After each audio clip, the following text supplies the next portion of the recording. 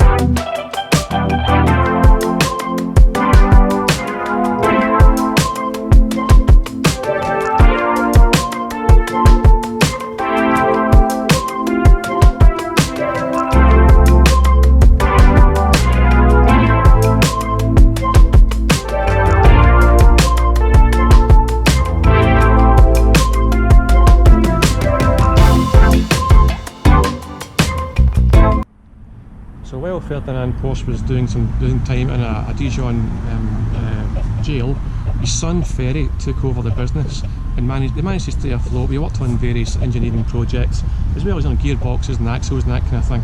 And Ferdinand's son Ferry basically kept the consultation firm afloat while Ferry was incarcerated. So that's probably one of the first times that the early firm was saved from potential history showing us that the Volkswagen Beetle was made after the war, and it continued to be the most successful car platform in history. Obviously the Beetle then gave birth to various other Porsches, including the 356 and the 911, which we all know and love today. Back in the early 1970s, the 911 had been around by that time by about 10 years or so. It had been around since 1964. So come the early 1970s, Porsche were keen to expand the range. The 911 was quite an old design even by then, so Porsche wanted to expand the range and to come up with some new and interesting models that would increase its customer base. So they thought they would try that with a various few models. They tried it with the Type 914, the V-Target topped mid-engine sports car. The 914 then became the 916, the 6-cylinder engine, which was okay at the time, you know, but it wasn't the great success that Porsche thought it could be. So Porsche then decided to look into the front-engined, rear-wheel drive Porsche Type 924, which is kind of based on Volkswagen and Audi parts. Not particularly fast, but quite a good sports car, good handling. The 924 gave way to the 944, and then it became the 928, evolved through that, and then the 968 came after that. Interesting that the Porsche 928 was actually earmarked to replace the Porsche 911. The plan was back at that time to replace the 911 with the 928 model. For various reasons, Porsche wanted to move away from the rear engine configuration and the mid-engine configuration, because it was actually seen at a time in the US as if it may be potentially disallowed, discontinued through law. So Porsche were keen to come up with some kind of new front-engined rear-wheel drive car. So they came up with the 924, the 944, 928 and 968. all of these cars pretty much kept Porsche afloat at the time, and they were successful for a limited time, but long term they didn't really do what Porsche wanted them to do, and so eventually they would become discontinued. So yeah, I would say the 924, 944, 928 and 968 certainly had a big impact and certainly helped to save the Porsche brand for a particular moment in time anyway. Long term they'd be phased out. So let's jump a wee bit more forward in time to the start of the 1990s. Another interesting and fascinating time for the Porsche brand, because they were very close, they were probably the closest they've come to going under back in the early 90s. Sales had dropped from around 50,000 units in 1986 to about 14,000 units in 1993. So a big drop in sales for Porsche in the early 90s, as well as a recession at the time as well. There was various reasons for this, but basically the takeaway is that Porsche's sales had dropped dramatically and they were in serious financial trouble. They really had to come up with something quite revolutionary if they were going to survive. So that's exactly what they did. At this moment in time, Porsches were still handmade, you know, on assembly lines. They were using over-engineered parts and components built to last a long time, which was fantastic. You know, it created the brand as we know and love it. But it was also very expensive, and you know, these production methods, they were very archaic, they weren't modern. So one of the things that Porsche had to do, or were forced to do, was to look at new production methods so they could mass produce cars cheaper. And one of the ways they could do this was by components and parts sharing, which they hadn't really done before. The 968 at the time and the 911 at the time, they basically couldn't share any components or parts at all.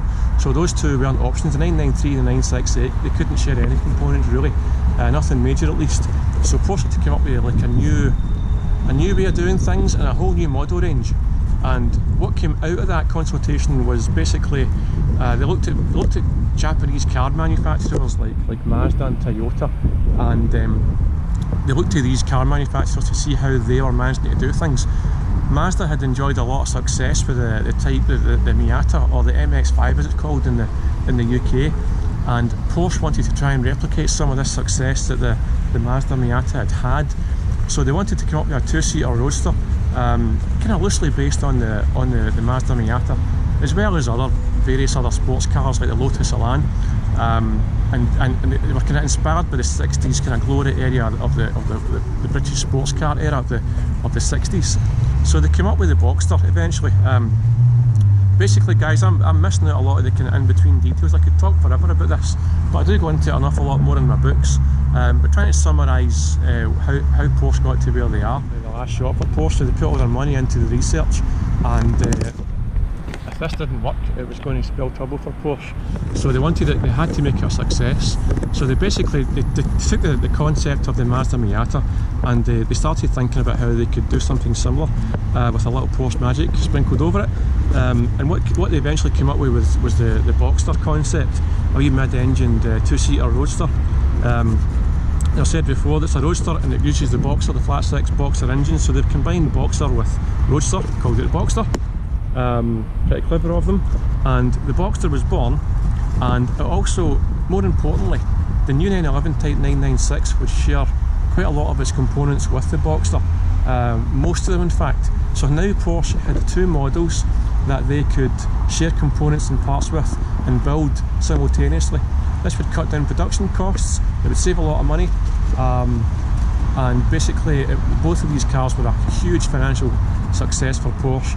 And you've got to say the Porsche Boxster and the 996 Type 911, but I would say probably more so the Porsche Boxster, certainly saved the Porsche brand from bankruptcy, and it's got a special place in the Porsche history. The US wanted automatics, so the Boxster Tiptronic type gearbox certainly accommodated that to that marketplace in the US.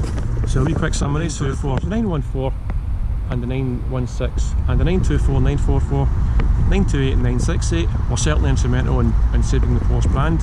However, I would say the Porsche Boxster and the 996 Type 911 at the same time had a bigger impact. So the Porsche Boxster is absolutely one of Porsche's main saviours. And I'm so glad they did, because now I can drive a lovely Boxster like I've got here today. Quite an interesting and telling discussion was had back in 1989.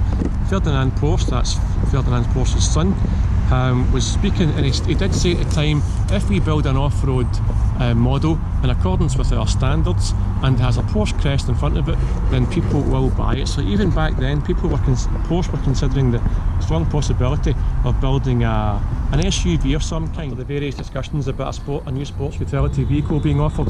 Porsche came up with the Colorado, as it was called at the time, and they later changed that to the Cayenne. The main player that saved the Porsche brand as we know it is the Cayenne SUV, the sports utility vehicle, which was announced in 2002. Back then, car manufacturers or prestige car manufacturers weren't really doing SUVs. Porsche was sort of the first to come up with that idea, at least in the performance car range. And a lot of people were dead against it. They thought it wasn't a real Porsche, and they thought it was ugly, and it wasn't. To be honest, the first ones weren't particularly good looking, and a lot of people thought they wouldn't catch on. Who wanted a big thirsty V8 to ferry the whole family around? Well, it turns out that quite a lot of people did, and the Porsche Cayenne went on to become the best-selling Porsche to current day, actually.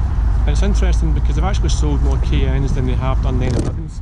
And Cayennes have only been around for 20 years at this given point in time, whereas the 911's been around since 1963, 1964. So that's quite interesting. Porsche has sold more Cayennes, and because they make more money on the Cayennes, they can afford to build their other special cars. Well, they're all special, but Porsche can afford to exist as we know it today. Similar to the Boxster and the 996, 911, the Cayenne would be built on a kind of platform sharing basis. It was actually kind of loosely based on the Volkswagen Touareg, and it was made in the same factory.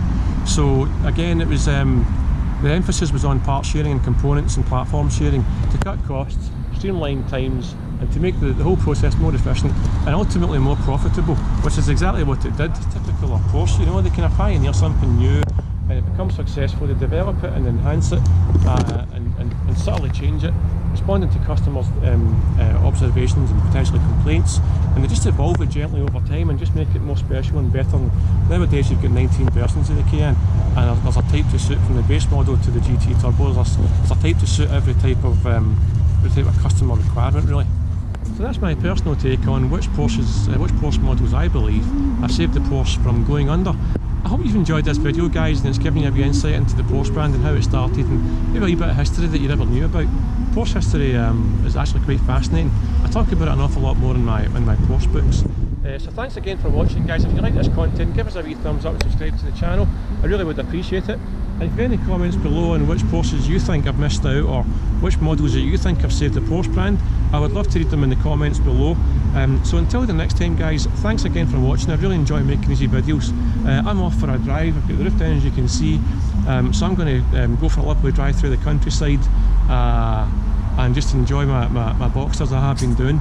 So thanks a lot for watching, guys. It's been my pleasure doing this video, and I'll see you in the next video. Until then, cheerio.